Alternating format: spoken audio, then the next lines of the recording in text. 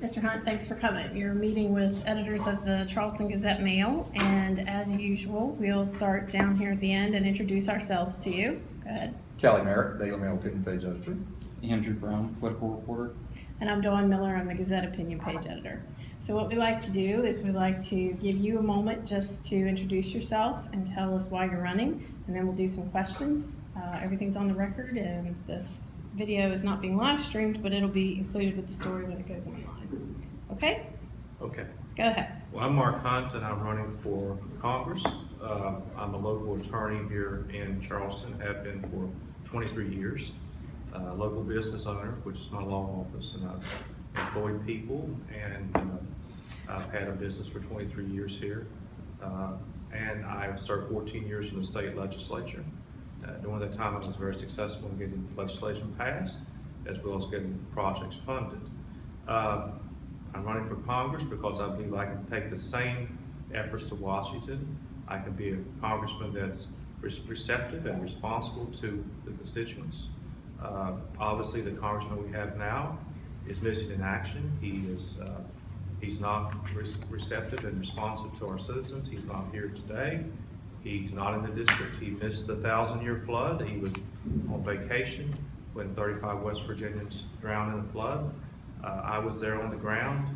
I continue to be here. During the past 20 years that I've been involved in politics, my home phone number has been in the telephone book. It's still there. It'll remain there. Anyone who wants to call me, I'll call them back. I'm responsive to their needs, and I do all I can to help the people of West Virginia and my constituents. So that's why I'm running for Congress, because I believe I can do a better job than the guy we have now. Thank you. All righty. I'll go ahead and start, if that's all right. So it seems like every election we ask about health care. So now we have the Affordable Care Act, and I would like to hear your opinions or ideas about it, what you'd like to see happen regarding health care. Well, there's thousands of Americans who have health care in West Virginia now because of the Affordable Care Act. So I think the Affordable Care Act was a good start. However, the Affordable Care Act is very complicated. I think it's 1,800 pages, the Affordable Care Act. It needs to be simplified. And there's some loopholes in the Affordable Care Act. There's some people that have slipped through the gaps between the Medicaid program and being able to afford affordable care through the Affordable Care Act. So it needs to be revisited. It's certainly not a perfect plan. I think it's a good start for health care, but that program needs work. And this concept of penalizing people who are on the lowest end of the spectrum of the Affordable Care Act who can't afford to buy insurance is really, in my opinion, over the top. Those are the people that get actually penalized on their state taxes or their federal taxes every year because they can't afford to buy insurance. Well, the reason they can't afford to buy insurance, how can they afford to pay a penalty on their taxes? So I think that's something that we need to look at. Obviously, it's not a perfect program. It is a good start. I mean, the problem with healthcare insurance in the United States, if we don't provide something like the Affordable Care Act or some kind of support, taxpayers are going to pay for the healthcare anyway. Because under federal law, when someone presents themselves to the emergency room with a serious illness, we all pay them. So we need to step up with health care and revisit the Affordable Care Act. It's a good start, but not perfect. Okay, thanks. You served in the legislature 14 years. You were in the Democratic majority, and you didn't get reelected in 2014 when the majority switched. And now, also what happened at that time was the Republican was elected, well, there had been before, but elected to the 2nd district. Now we have 3 Republicans in the U.S. House. Considering that the state has gone Republican quite a bit lately, or do you think you running as a Democrat, or do you represent the people, the feelings that people have today? Okay, I think that's a multifaceted question, Kelly, but yeah, I think the answer to that is as far as being able to serve and work with folks from both sides of the party, Democrats and Republicans. I was able to get that done as a legislator. As a legislator, I had major pieces of legislation passed under my name in the legislature, including Megan's Law, the sex offender registry, including providing insurance for children with autism. And that took both sides. That took Democrats and Republicans. So I've always been good at building coalitions. I've always been good at finding common grounds. And in the state legislature, I got that done. Now, as far as running throughout the district, and you are right, there are a substantial number of registered Democrats who are voting Republican. And we know that, but we've talked to those people. But it seems like those people in this race have basically had enough of Alex Mooney. And they are saying they've never met their congressman. Their congressman won't return their calls. They've never seen their congressman. They gave him a chance 2 years ago. Our polling shows that 52% of the people who were asked said they would never vote for Alex Mooney again. So I don't know, did that answer your question? I'll do a follow-up in that. Born and raised in Charleston? I was. So, and you served Charleston in the legislature, or Yes, you represented in Kanawha Charleston, County, right? And Yes. being represented from Charleston. And considering that on the east, there's been a lot of growth in the Eastern Panhandle, there's not been considerable growth elsewhere in the state. In fact, shrinkage elsewhere in the state. But perhaps that's a big reason why Alex Mooney won 2 years ago, because Eastern Panhandle doesn't care about Charleston, doesn't see Charleston as the center like some of us do here, it seems like.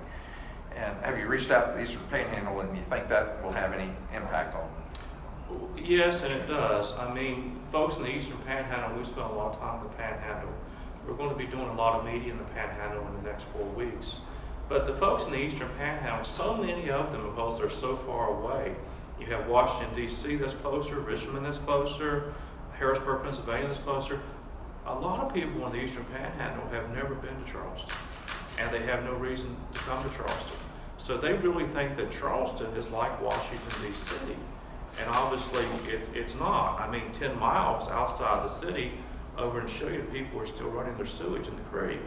And when it rains, sewage backs up in the streets. I mean, we have the same problems that they have out there with the need for infrastructure. And I've been trying to tell them, don't feel like the Lone Ranger. You have problems, we have problems, the state has problems. And I think the solution to some of those infrastructure problems is not coming from the state legislature. The money needs to come from DC.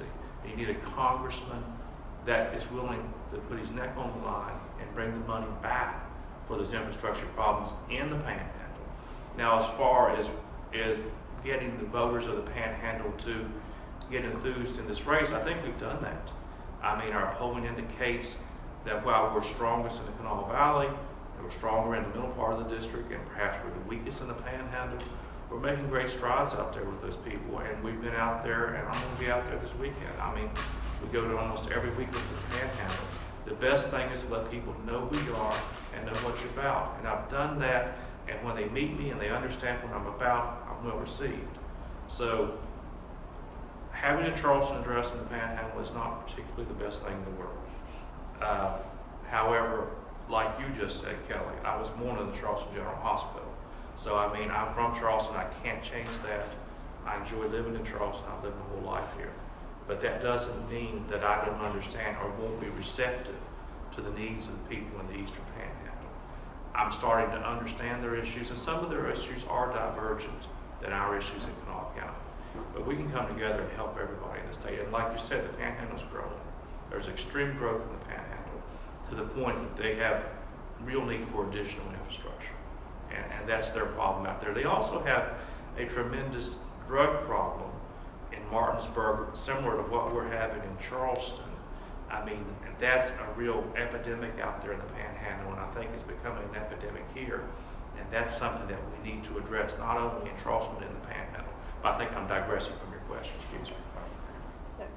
Okay, so I wanted to ask you about some priorities. What are some, however many you have, top priorities if you were in Congress, things you would spend your time on? Well, I think the number one thing in West Virginia is jobs. And I mean, we don't need to provide jobs so individuals can have 3 jobs to make a living wage. We need to provide jobs in West Virginia so people can work one 40-hour job and make enough money to pay for their expenses and live a reasonable and decent life. So those are the kind of jobs that we need to bring to West Virginia. But to do that, we have to continue to promote our infrastructure. We have to continue to build better roads, better schools, broadband. I had a gentleman call me today and tell me even part of the Postal Service is a part of that infrastructure, because post offices all around West Virginia are closing and people are consolidating. So, you know, it takes, where it used to take 10 minutes to go to the post office, now it takes an hour. So that's even a part of the infrastructure. We need to continue to build infrastructure, because if we're going to be competitive with our contiguous states, we have to have the infrastructure to be competitive. And we also need to tackle this drug problem that we have in West Virginia. I mean, that problem is pervasive, and it's also everybody in the country knows about it.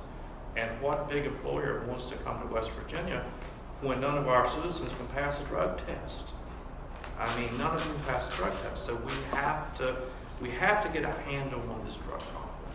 But the issue in Congress is jobs, and the issue is bringing money back into West Virginia, because the state has a huge budget gap with the demise of coal, the coal severance taxes, and those miners, where our tax base is being cut every day. The state government is not going to have the money to build these infrastructure programs. So if we're going to build them, I mean, it's a vicious cycle. If we're going to build them, we want them to come. It's like the field of dreams. Build it, they'll come. If we don't build it, they won't come. I mean, there's too much competition. Just a few years ago, we were in competition for that $1 billion cracker plant, and we've had this conversation before. But the $1 billion cracker plant, there was a likelihood it was going to Wood County, a very good likelihood it was coming to West Virginia, but at the end of the day, it went to Pennsylvania. And it went to Pennsylvania for a simple reason, because they have infrastructure. And that's why it went to Pennsylvania. Mm-hmm. So. Okay. So then the role for Congress would be to fund these projects, roads and other types of infrastructure? Absolutely. I mean, I think the role of this congressional seat is to bring money into West Virginia to fund our programs so that we can have good jobs and better paying jobs. And then with the good jobs, we're going to expand our tax base. As we expand our tax base, you know, all ships will rise. So that's the formula. The formula is jobs. Mm-hmm. Mm-hmm. Do you have any particular thoughts on, when you talk about the drug problems, do you have any specific ideas about what you'd like to do to tackle that? Well, you know, I've thought about the drug problem quite a bit, and as I've been up in Martinsburg, I have several dear friends up there that I've met with this campaign that have a number of thoughts about the drug issue, in both, not only in Charleston and Huntington, but in Martinsburg, where it seems to be most pervasive. It reminds me that when I was in Marshall, I have a master's degree in public administration from Marshall. I read a book there called Acquiescence in the Appalachian Valley, written by Ted Gurr. And Acquiescence in an Appalachian Valley was a book about hopelessness. And I think that's the basis of our drug problem. These folks that are using drugs, they feel like they're in a hopeless situation. They feel like they're never going to have a job better than the greeter at Walmart. They're never going to have the type of life that they want to have in West Virginia, so they turn to drugs. And then that drug thing is a slippery slope. So once again, I think solving the problem on drugs goes back to providing folks with good and decent jobs and get them out of the drug economy. But in addition to that, we need to fund treatment, rehabilitation programs. And of course, the judicial program is a part of it. I mean, if you buy and sell drugs, I mean, there's a penalty for that. And obviously, one of the mistakes I think we make in our penal system is we lock people up for 6, 8, 10 months, and we cut them loose and we say, please don't go do drugs again. And that's all the support that we give them. And that's the end of it. We need to find out what their problem is. Do they have a high school diploma? Can they read and write? Do they have a mental problem? We need health parity in this state. Do they have a mental problem? And we need to resolve those problems before we put them back on the street, and we're not doing those things. The legislature is not funding treatment programs. The legislature in the state's broke. That money, again, needs to come from D.C. But I go back to that book I read by Ted Gurr, Acquiescence in the Appalachian Valley. It's about hopelessness, I think. And I think jobs I think the answer, or one of the answers, certainly in the drug problem in this state, is providing people with jobs and hope. Okay. What else? So one of the big initiatives, obviously, and I think it's expected to move forward depending on the next president, but the Power Plus initiative, trying to, as you said, bring money back into West Virginia with certain grants or whatever else. What would you, I assume, first of all, that you would like to see that continue, and second of all, what would you like to see that money go towards? Well, absolutely. I mean, that's a program that's going to be crucial to retraining and development of additional jobs for West Virginians, and help West Virginians who are in need because they worked in the coal industry and they're no longer employed. So, I mean, those several $1 billion that's earmarked for West Virginia, Kentucky, and parts of Pennsylvania are crucial for the retraining of our people. It's also, I think, crucial to help diversify our economy. We obviously, I've heard Hillary Clinton talk about, well, we can build green energy devices, which windmills and solar and those type of things, and employ unemployed coal miners in that field. That sounds great. I hope it works. So, but I think it's called the Reinvestment Act of 2016 is what you're talking about. But I think it's crucial for West Virginia, and obviously it's this congressman's job to reach across the aisle and explain to the other 435 members of Congress how important it is to West Virginia and to the United States to get this bill passed. I mean, this country owes a great debt to coal. They owe a great debt to the coal miners. That coal built the United States. Coal saved this country in World War II. And if we don't at least take care of our miners and at least try to rebuild our economy, we can't be a pauper state for the next 100 years. We need this money, and we need this retraining and reinvestment in West Virginia. I think the coal industry, there's things that we can do to bring coal back a bit, but obviously the key issue is retraining and diversification. Could you elaborate on that? How much is a bit, and how would you bring coal back? Well, I think we discussed this in the primary, but I talked to Joe Manchin about it. Joe says we're at 45% of production right now in West Virginia. And he doesn't believe the production can go much lower because of the need to power coal-powered plants throughout the country and produce electricity. The problem, as I understand it, is there was a rule that was proposed by the EPA as far as mercury emissions. And power plants had a couple choices with mercury emissions. They could either install elaborate scrubbers, or they could change to natural gas or other fuels. Some did that. Some installed the elaborate scrubbers. The problem with, and then the Supreme Court held that the mercury emission standard was unconstitutional and a violation of the Sixth Amendment. So the mercury emission standard is now gone after these power plants have already retrofitted to natural gas and or installed scrubbers. So like at John Amos, they've installed the scrubbers. They're still buying West Virginia coal because it's cheaper for them because they're so close. But what happens is, with the scrubbers installed, they can buy the cheaper Illinois coal. They can buy the high sulfur coal that's cheaper to produce than the West Virginia coal because they've installed the scrubbers because of this mercury emission standard. Well, what we're going to have to do with West Virginia coal is, West Virginia coal, the low sulfur coal, is still the best coal to make steel with. It's still the best coal in the metallurgical industries, not only in the United States, but across the world. We're going to have to open up our markets to make steel and to make those products that comes from steel. So metallurgical coal is, I think, is the future of West Virginia coal.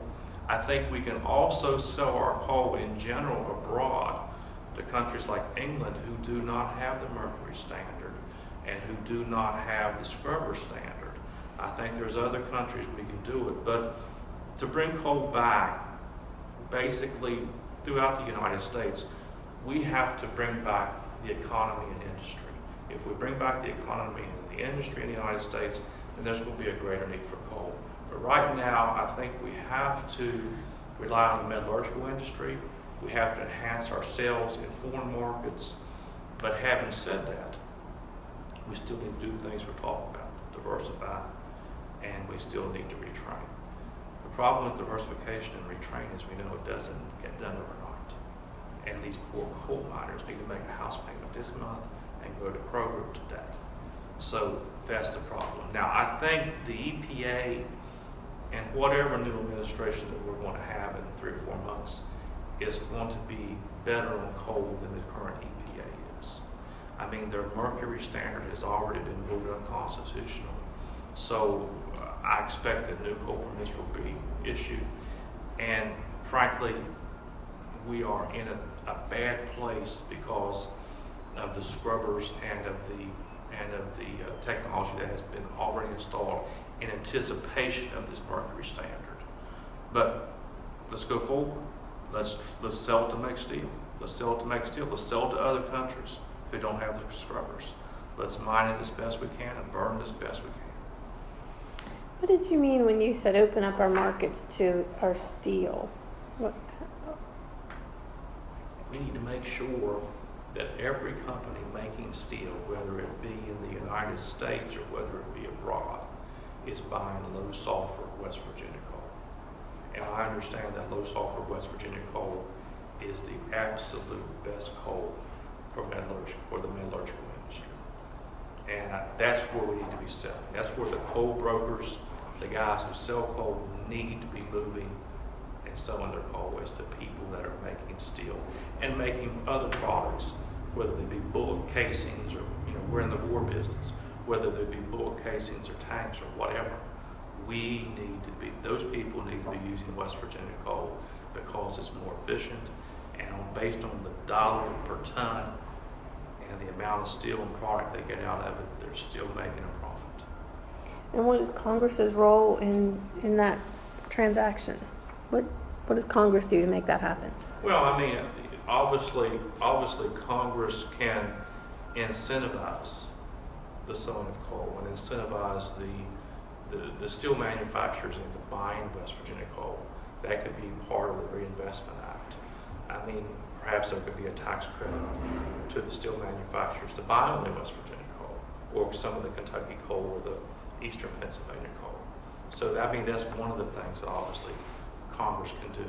And of course the federal government, there's many things they can do through the Department of Commerce, etc., to explain and to help us sell our product. And obviously the state, through its division, can help us sell coal to Pittsburgh and to U.S. Steel and to people that's making steel.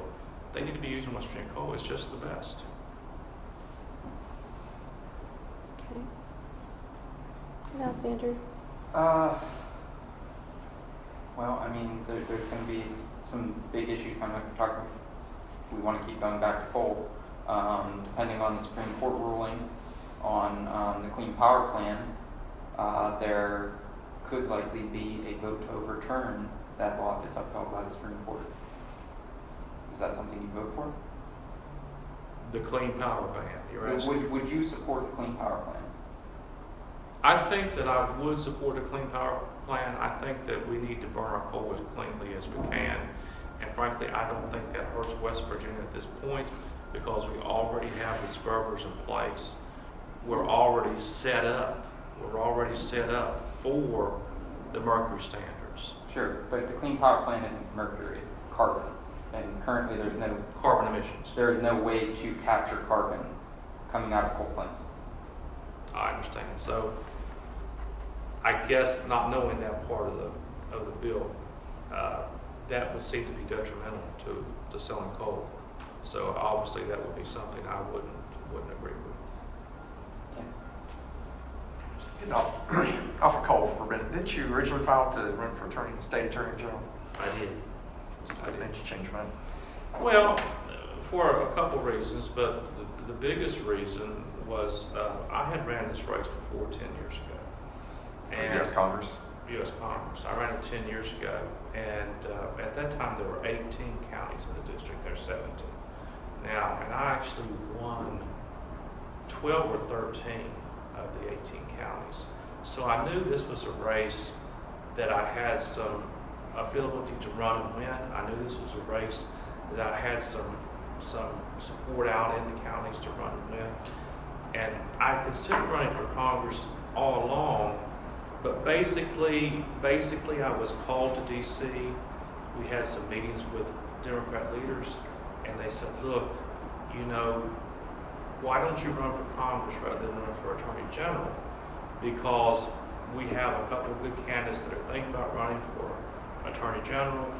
We have nobody that they knew of at that time that was interested in running for Congress. And I said, well, let me give it some thought, because I didn't want to jump into it immediately. I ran the race before. It's a job. It's an absolute job. Jefferson and Jackson's a job. I mean, literally, I haven't been able to do anything but run for Congress. So I thought about it, and I said, well, first of all, let's do some polling to see if West Virginians in the 2nd Congressional District will still vote for a Democrat. We did the polling came up positive that they would vote for a Democrat.